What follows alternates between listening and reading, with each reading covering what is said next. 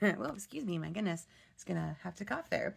All right, so once again, my screen is frozen and I probably will not be able to see comments, but hopefully someone's here and watching. I'm sorry, I'm very much behind schedule tonight. It's just been very much a Monday. There it is, excuse me. All right, so I'm just gonna get right down to the nitty gritty here. I'm gonna bring this down a little bit so I can maybe see what's happening here because my link to my screen in my studio is not working. Okay, so tonight we are going to do kind of a fun layout. Oh, I forgot to bring over my catalog so I can show you where it comes from. I'll show you that once we've got this going a little bit here. Okay, so we need a piece of cardstock that is 4 1/4 by 11, scored at 5 1/2. I'm going to be using cloud cover. And then I asked you to grab 12 shapes, circles, squares, other kinds of die cuts, punches, whatever it is that you want to do. They're about 1 1/2 inches in area. If you have smaller, you're going to need probably more than 12. If they're larger, you may not need all 12. You'll see how it goes as we are assembling. I have these circles that I die cut from the Snowflake Kisses. I showed you this recently as well. So here is part of that die set, and that's where this little circle comes from. And then here's some more of it. We talked about these corner ones in a past video, and I have these two pieces as my focal point. These two snowflakes are my focal point for that part right there. And there is the stamp set that goes with it, Snowflake Kisses. So kind of a wintry feel to this one here with its phrases and things. A piece of neutral cardstock that's 3 1/4 inches by 2 3/4. You can adjust the size of this as needed depending on what phrase you have, obviously. And then some kind of focal point, narrow-ish and about 2 inches high or so. You can play with that as it goes, whether this is a die cut piece, you have a fussy cut piece, something that you've stamped and cut. Whatever that turns out to be is what that's going to be. Okay, so let's go ahead and fold our card base in half and give that a nice burnish with our bone folder. All right, now grab those shapes and your adhesive, and we're going to start with 2 of them.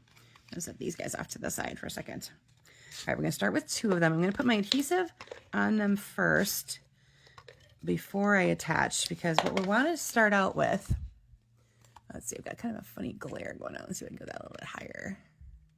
Okay, we're going to start with these 2 pieces about centered, top to bottom and left to right. Okay, that is the start of building your background. And the way that you've got this, because these are tone-on-tone pieces, you're going to have some depth to this, which is going to be nice, but not a lot of differentiation in color quite yet. I'll show you some other samples that I made where I've done something like that. All right, now we're going to place one up above those, kind of in between. Take another one, offsets to the side here so that it's even with this one here. And whatever hangs over is what we are going to trim off after we are all done putting it all together, okay? So we've got those 3 going across there. We're going to have 3 going across the bottom here.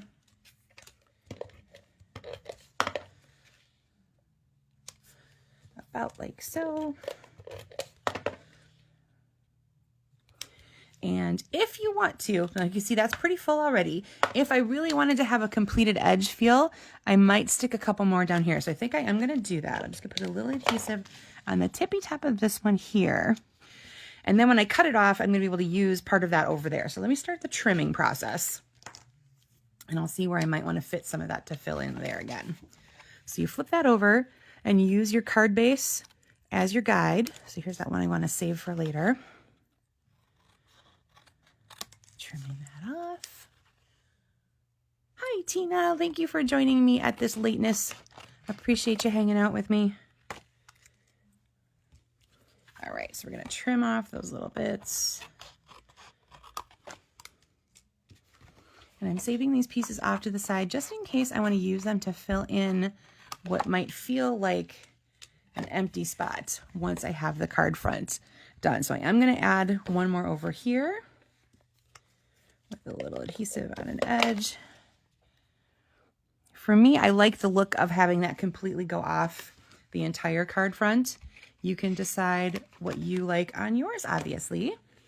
And I think I'm going to do, did I get some adhesive on that? I don't think I did. Nope, I'm almost running to the end of my roll, that's why. I'm going to do a little bit right there. And we're going to try, I haven't trimmed up the top part yet here. So I'll be able to go all the way across.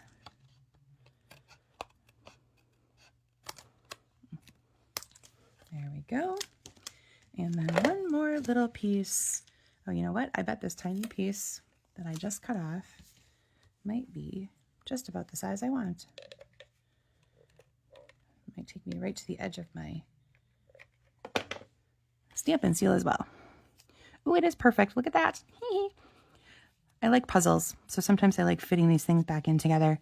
And I'll probably come back with this later with some actual green glue and make sure that that edge doesn't come off again. All right, let me trim out, clear out the rest of those guys that are floating around. Okay, so there is our background. So like I said, what you've done is you've taken all your shapes, and like I said, depending on if they are smaller or a lot larger, you might need 12, you might need more than 12, you might need less than 12. It's really kind of a, whatever shape you grabbed is the one that's going to make that decision for you, obviously. All right, so grab that phrase, the banner for your phrase. I've got the thing here, it says Happy Winter. And I'm going to put mine over to the edge a little bit because I'm going to put my snowflakes surrounding my banner. So I'm going to add a little adhesive to the back of this. And that's going to go right down here. And then I'm going to grab those 2 snowflakes that I die cut. And these are going to be my focal point images. I'm going to add just a little adhesive.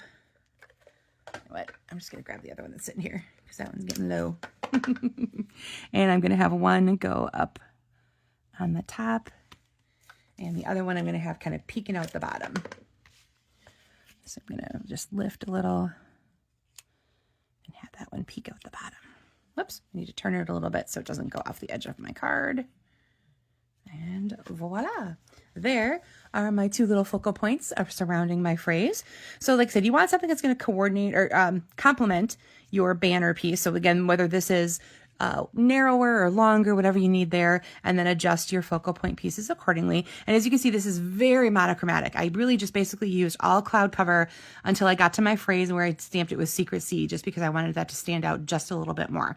So this is the most super basic concept of this layout here, and it came from page 79 of the annual catalog, and it's this card right up here. So you can see it wasn't exactly tone on tone. My guess is this would be a great way to use the 2-tone cardstock because you're going to have a similar hue, but one side's going to be lighter, one side's going to be darker. So as you can see here, that's what they used for these projects up here. So this is a 2-tone cardstock. So again, that's going to be a really neat way to play with the color, where you're going to have basically the same feel, but just a little lighter, a little darker. And then of course they used a die cut banner for that part right there. Okay, let me go over some other samples. I used a couple of new things that I got for this next one. I think I already shared this set once. It's called Swirled Designs. And there's this really neat, it's kind of a diamond, a little bit kind of a funky shaped diamond. And what happens is when you die cut it, you end up with an outline piece and the part that's in the middle falls out. So I actually used both parts of that. So I cut out, I think I needed to cut out a few more than 12 of them because this is a little smaller. But then I started with the solid parts and then I went to the frame elements and then back to the solid parts again. And that flower comes from that same set. I die cut it in white, and then I just grabbed my daffodil and my garden green markers and I lightly brushed them over. So there's still a little bit of the white popping through, but I thought that was kind of a way to make that pop off of the background there. And then for that banner part, I grabbed another new set. That's called Banner Sayings. I think I've shown you guys this already. And then all of the phrases in this will fit one or more of those 3 banner shapes in the, woo, it's hard to get that when it's glaring off the ceiling, in the punches. Actually, I'll show you this side. There you go. So there's 3 different banner shapes. One has kind of a point, one has the indentation, and one has the indentation on both edges. So that's that bundle there. And again, this part here comes from Swirled Designs. Then I grabbed my stylish shapes and I die cut a bunch of squares and then put them all over the background as I showed you with the circles I did on the on-camera sample. And then I grabbed Friendly Foliage, which I've used recently with you as well. And I stamped that phrase onto my white banner, die cut a couple more of those leaf, oops, where did that little guy come from? Of those leaf elements, and added a thread, linen thread bow. There we go.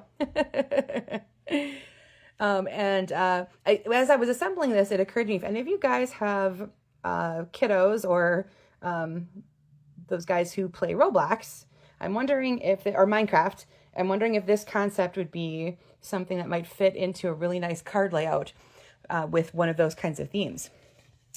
All right, then I flipped the direction of this one, and I grabbed, instead of using tone on tone exactly, I grabbed a DSP that was very similar to the background of what I have here. So this is Petal Pink as my base, and I grabbed Painterly Pears. This is one of the patterns that's on the back side of the pears, and it's got a little bit of coral mixed in with the Petal Pink. So I grabbed Cutest Onesie, and I have a onesie cut out there. The phrase to welcome, a big welcome to your sweet girl, and those tiny little hearts are stamped using that set there. And I used my heartfelt hexagon punch, which is a little larger. So as you can see, I needed much less than 12 to complete that particular layout. But that hexagon punch is a perfect one for doing this concept of a layout. It fits really nicely together. And then lastly, I grabbed Celebratory Sips. It has a piece of DSP that has all of these really fun, multicolored, somewhat squares. Some are squares and some are more rectangles, and they're really kind of a nice element. The dies in that set have some glasses, like drinking glasses, and it's a neat way to kind of fill those in, or just use them as a fun background. So I fussy cut out a bunch of them that have the Blackberry Bliss in them and put them onto my Blackberry Bliss cardstock. So this one here is the one that is probably the most away from the original concept of the tone-on-tone concept, but I thought it still made a really fun background. And then I fussy cut this drink out of one of the other pieces of DSP. However, the umbrella that it was stamped in, or color, was cloud cover, and I wasn't really using any of that in this particular design. So I grabbed my Blackberry Bliss blend and I colored over the parts that were cloud cover. So it kind of darkened it up a little bit, brought the Blackberry Bliss color back into play, and then I added a couple of copper metallic gems around just for a little bit of bling. Okay, so let's go back to the original. Like I said, there was a bunch of circles and a couple of snowflakes that I die cut. And then when I did the stepped up version, what I did first is I embossed the card front with the So Swirly embossing folder. And then instead of using the circles, I die cut a bunch of snowflakes. So I have both snowflake shapes going on there in the background. I started, each row is one of the different ones, so those are the same, and then those across will be the same. And then just to have it differentiate a little bit, I die cut a couple of them out of Secret Sea instead. And then I used the banner that came with the stamp set itself, or with the die set itself, I should say, to make my banner for my Happy Winter. So very, very similar in feel. Just changing colors a little bit, changing the style a little bit from a couple of different types of layering here versus just the straight on circles. So like I said, this is kind of a fun one to do, especially if you have punches. That'll make it really super quick and simple. So if you have shapes that are great for this, I would try, circles, squares, hearts, stars. It could be all kinds of different fun things to play with to get those backgrounds going. So again, oh, and I forgot to point out, I added Wink of Stella to the snowflakes, the darker snowflakes. So hopefully that's showing up. And if not, I think it'll show up when I take the actual photograph. All right, so there's those two. And then again here, incorporating the DSP instead of straight up tone-on-tone cardstock. And then these, of course, being the more simplistic ones, but fun, bright colors for this more wintry time of year. I thought I'd bring in a couple more springy, fun colors to cheer us up from some of our winter blue that we had going on. But of course, that was the primary focus because we are in December now and it is officially winter. All right. Well, I appreciate Tina and anyone else there who was hopping on live with me. I know it was a little bit later tonight, but this will stay here for a little while on the page. And of course, it's always uploaded to my YouTube channel for you guys to enjoy at any time. So everyone have a great rest of your week, and I will see you again next Monday. Take care.